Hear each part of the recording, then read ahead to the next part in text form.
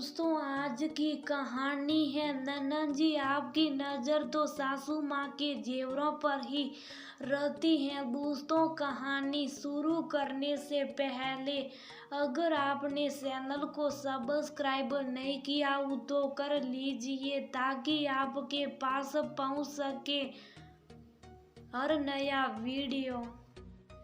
पापा जी, मम्मी जी की अलमारी की चाबी दे दीजिए, हम लोग उससे चाबी खाली कर देंगे और जिसे जो लेना होगा ले लेगा। बड़ी बहू नमिता छोटी बहू किरण के साथ खड़ी थी। सिका बिटिया कहाँ है, उसे भी साथ में बुलाओ। बेटी को सामने ना पाकर शेखर जी ने कहा, पापा जी, बड़ी सासी कह रही थी कि अलमारी खाली करने की रस्म हम बहुओं का है। दीदी जी बाहर की हैं, वो नहीं कर सकती। नमिता ने धीरे से कहा, अच्छा। सिका बिटिया बाहर की हो गई और जब सेवा और तीमारदारी करने की बात थी तब वह बाहर की नहीं थी। चुपचाप जाकर सिका बेटी को बुला कर लाओ, अलमारी की चाबी सिका को ही दूंगा, तुम लोगों का कोई हक नहीं है उस पर। शेखर जी रूखे स्वर में बोले, लेकिन पापा जी, किरण कुछ बोलना चाहती थी लेकिन शेखर जी की गुस्से से भरी आंखों को देखकर चुपचाप दोनों चली गई। पापा, आपने बुलाया मुझे? सिका के साथ नमिता और किरण भी थी। हाँ बेटा, ये चाबी लो और अपनी मम्मी की अलमारी खोलकर सब सामान यहाँ बेड पर रख दो। शेखर जी ने चाबी सिका को पकड़ाते हुए कहा, हाँ बेटा, सिर्फ कपड़े बाहर रखना, लॉकर से कोई भी सामान मत निकालना। शेखर जी की बात सुनकर नमिता और किरण के चेहरे का रंग ही उड़ गया। नमिता ने थोड़ी हिम्मत जुटाते हुए पूछा, क्यों पापा जी, जेवर क्यों नहीं बाहर निकालेंगे? शेखर जी ने कोई जवाब नहीं दिया बल्कि उससे कहा कि जाओ, बड़ी सासी, छोटी सासी और बुआ जी को बुलाओ लाओ। किरण गई और सबको बुला लाई। सिका ने सभी साड़ी और सूट बाहर निकाल दिए।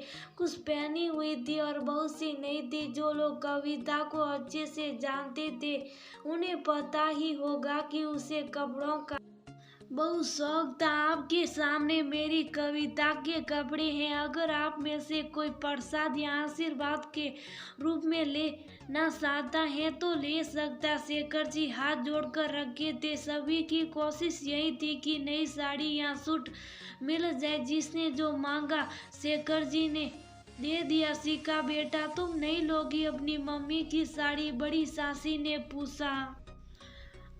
आप सभी लोग ले लीजिए, फिर मैं ले लूंगी, सिका ने कहा। तो नमिता धीरे से बोली, अरे इसने पहले ही सबसे अच्छी वाली ले ली होगी और फिर इसकी नज़र तो कपड़ों से ज़्यादा गहनों पर होगी। देखना पापा जी, सब जेवर इसी को देंगे। नमिता बहू, जो कहना है सामने कहो, ये फुस फुस करने की जरूरत नहीं। और यहाँ तो तुम्हारा हक है, सास के जेवरों पर सिर्फ बहुओं का ही हक होता है। बड़ी सासी नमिता को इशारा करने लगी बोलने के लिए। शेखर भैया, देवरानी के जब कपड़े वगैरह बांट रही हो तो जेवर का भी बंटवारा कर दो, आखिर है तो सब इन्हीं लोगों का। बड़ी सासी के ये बोलते ही नमिता और किरण की आंखें चमक उठी। हाँ भाभी, आप बात तो सही कह रही हैं कि तो सब इन्हीं का, लेकिन कविता की अंतिम इच्छा थी कि ये जेवर उसे ही मिले जिसने उसकी सेवा की। और जहाँ तक आप भी जानती है कि सेवा किसने की, कविता बेड पर कराती रहती थी।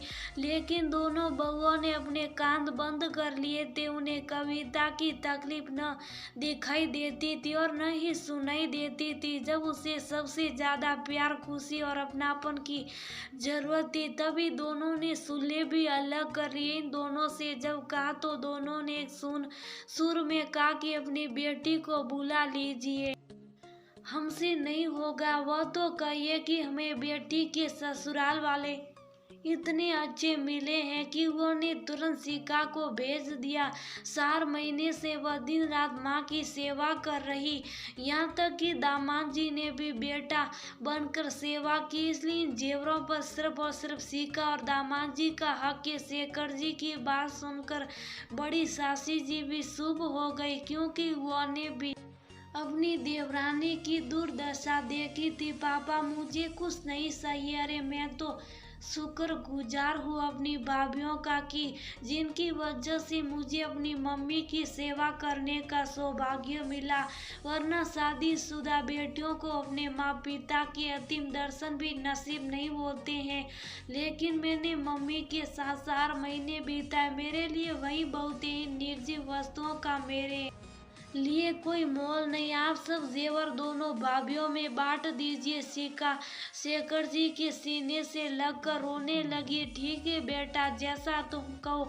मैं ये जेवर सब में बराबर बांट दूंगा, लेकिन अभी नहीं। मेरे जिंदा रहने तक मेरे पोता पोती और नाती नातिन की शादी में मैं अपनी तरफ से उपहार स्वरूप दूंगा, और अगर नहीं रहा तो किसको क्या मिलेगा लिख जाऊंगा। मेरी एक और शर्त है कि कविता की सभी क्रियाक्रम होने के बाद दोनों बेटे ये घर खाली कर दे, क्योंकि जिनकी वजह से मेरी कविता की आंखों में आंसू थे उन्हें मैं बर्दाश्त नहीं कर सकता।